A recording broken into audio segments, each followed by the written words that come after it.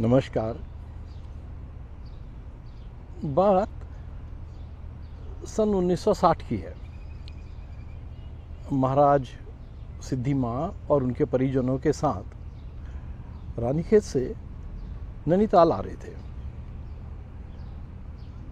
और नैनीताल से करीब 20 किलोमीटर पहले रातीघाट और भवाली के बीच में उन्होंने गाड़ी रुकवा दी सड़क में और उसे उतर पड़े। जहाँ महाराज उतरे थे वहाँ सड़क के ऊपर थोड़े से घर थे पुराने,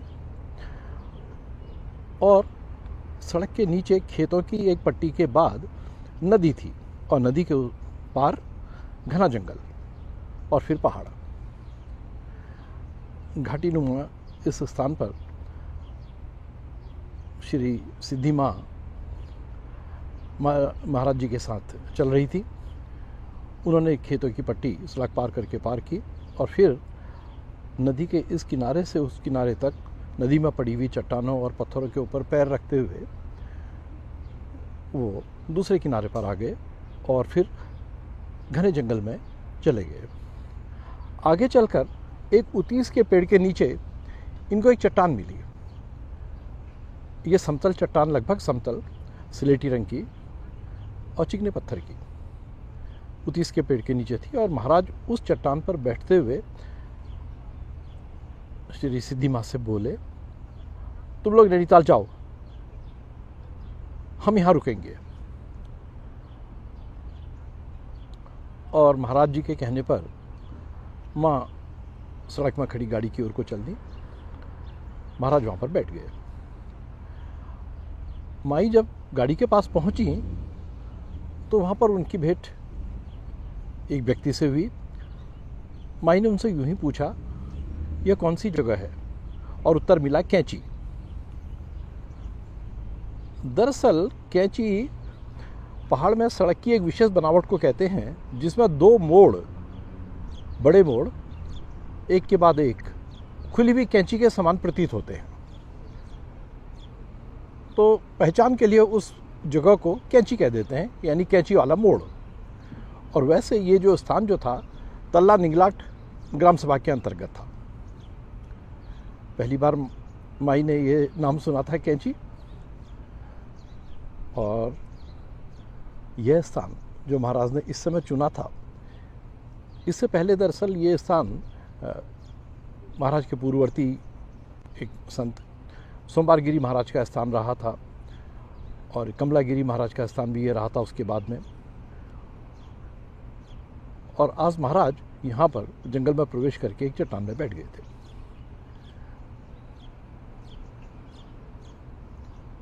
महाराज इस स्थान पर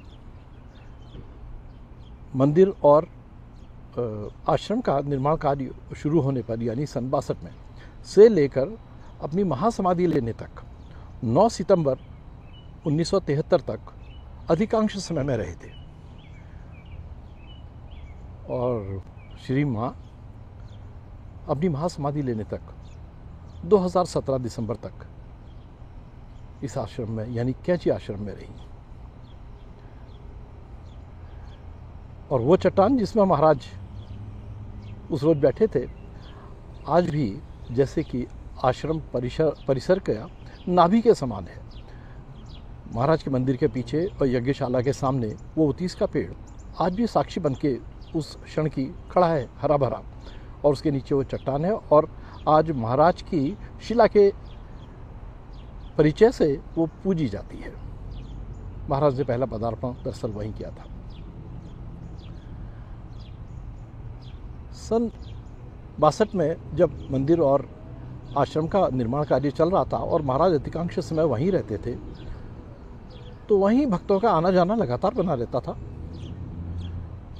और 60 के दशक का मध्य आते आते एक और बात हुई थी कि पाश्चात्य जगत से, अमेरिका, कनाडा, यूरोप आदि से भारतीय ज्ञान, योग, तंत्र, भक्ति, इनसे प्रभावित होकर जिज्ञासुओं के जत्थे के जत्थे चले आ रहे थे।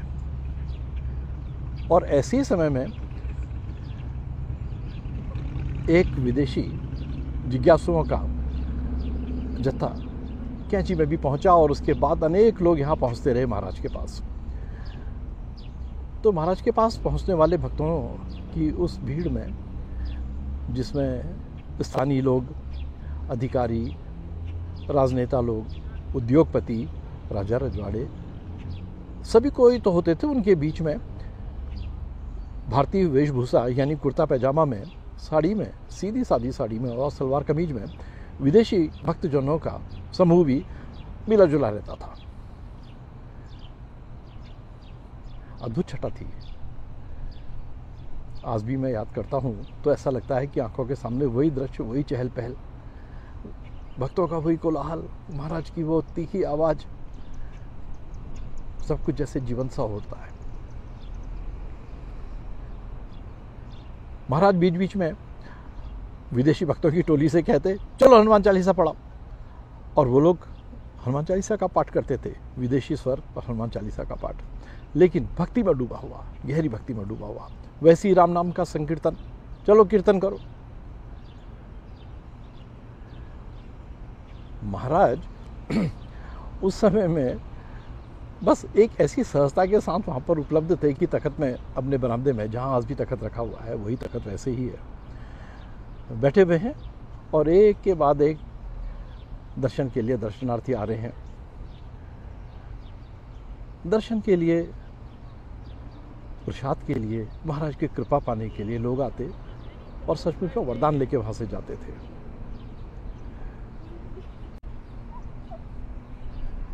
महाराज को विशेष रूप से वहाँ पर महाराज को हनुमान जी के कई मंदिर स्थापित करने के कारण से, और वैसे भी महाराज जी के स्वभाव से ही हनुमान के रूप में ही पूजा जाता था।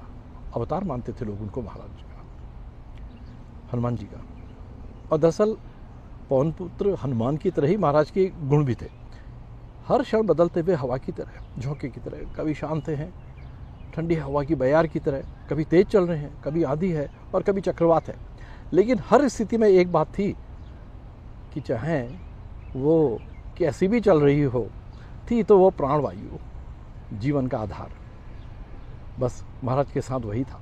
कैसे भी मूड में हो, उनको छोड़ने का प्रश्न उठता नहीं था।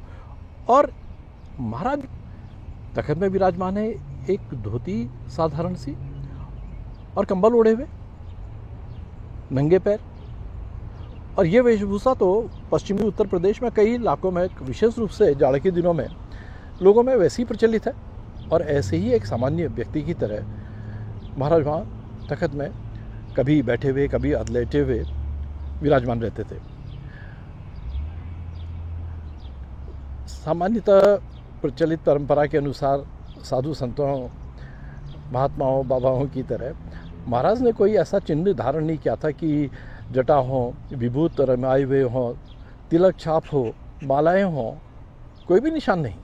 बस एक साधारण व्यक्ति की तरह। स्थिति तो ये थी कभी कभी नव आगंतुक जो पहली बार महाराज के दर्शन के लिए आ रहे हैं, सीधे चले आते थे महाराज के तखत तक और महाराज से ही पूछ बैठते थे। अगर महाराज वहाँ अकेले बैठे हैं, हमें नीम करौली बाबा से मिलना है, कहाँ मिलेंगे वो? महाराज से ही पूछ रहे सवाल, और महाराज भी बड़ी सरलता से हंसते हुए जवाब देते हैं उनको, हमें नहीं मालूम है, हम कोई नीम करौली को नहीं जानते, जाओ हनुमान जी के मंदिर में जाओ, उनसे पूछो, हम तो प्रसाद वाले बाबा हैं। ये थी महाराज की सरलता, सहजता। वैसे भी महाराज कहते, कोई हमें पकड़ नहीं पाएगा, हमें कोई नहीं जान सकता है। सचमुच कौन जान सकता था उनको? महाराज के एक उस समय के भक्त जो तब गवर्नर हुआ करते थे उत्तर प्रदेश के, श्री के मुंशी, उन्होंने महाराज के लिए लिखा है कि महाराज कहाँ से आए, कहाँ गए, कोई नहीं जानता। भक्तगण तो केवल उनकी कृपा को जानते हैं, उनके प्रेम को जानते हैं। बात भी बिल्कुल सही है। चाहे किसी भी नाम से भारत में अलग अलग प्रांत में, अलग अलग स्थानों में अलग अलग नामों से जाना गया, कहीं तलैया बाबा, कहीं तिकोनिया बाबा, कहीं हांडी बाबा, कहीं बाबा लक्ष्मण दास, बाबा लक्ष्मण दास, नीम करौली बाबा, नीम करौरी बाबा, महाराज जी। और कुमाऊं के क्षेत्र में घरों में क्योंकि उनका आना जाना सहज था, तो बच्चों के लिए हनुमान बुजू का संबोधन जो है वो एक आदर सूचक संबोधन है दादा जैसे व्यक्तियों के लिए।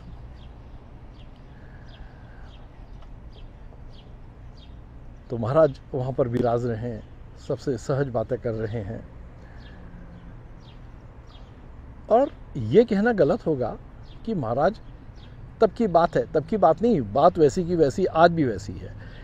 लोग आज भी वैसे ही आते हैं और महाराज का प्रभाव वैसे का वैसा ही है। क्योंकि महाराज की महासमाधि लेने के बाद वैसे सन्नाटा तो छा गया था कुछ समय के लिए, लेकिन बड़ी जल्दी संभाल लिया था उसको श्री सिद्धि माँ ने। सिद्धि माँ ने कहा था कि गुरु के अंतर्ध्यान हो जाने के बाद गुरु स्थान ही गुरु तुल्य हो जाता है, गुरु सदृश्य हो जाता है। और बात बिल्कुल सही सिद्धि हुई। आज महाराज की उपस्थिति वहाँ पर कोई भी स्थान में जाके सहज ही महसूस कर सकता है। और इसीलिए तो भक्तों की भीड़ दिन पर दिन बढ़ती चली जाती है। महाराज एक दिन ऐसे ही भक्तों से घिरे हुए बैठे हुए थे, तो अचानक ही पास में बैठी हुई एक वृद्धा माँ से महाराज ने कहा, क्या माँ, काहे प्यार करती हो हमें? तुम काहे प्यार करते हो हमें? माँ अवाक हो गई अचानक पूछे गए इस प्रश्न से। और महाराज ने ही फिर उत्तर दिया, क्योंकि हम तुम्हें प्यार करते हैं, क्योंकि हम तुम्हें प्यार करते हैं। सचमुच महाराज का वो अहेतुक प्रेम जो था वो एक प्रबल शक्ति थी, ऐसी कि बस जिसमें हर कोई बंध जाता था, छोड़ना नहीं चाहता था महाराज को। महाराज तो एक ही बात कहते थे कि जाओ जाओ। कौन जाता, कैसे जाता? 2-4 कदम इधर उधर जाके टहल के फिर आके वापस बैठ जाते। जाओ प्रसाद खाओ, जाओ, जा माँ, जा।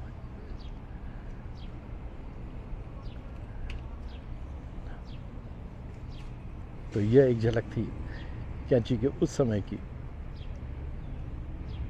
आज भी महसूस किया जा सकता है उसको। नमस्कार।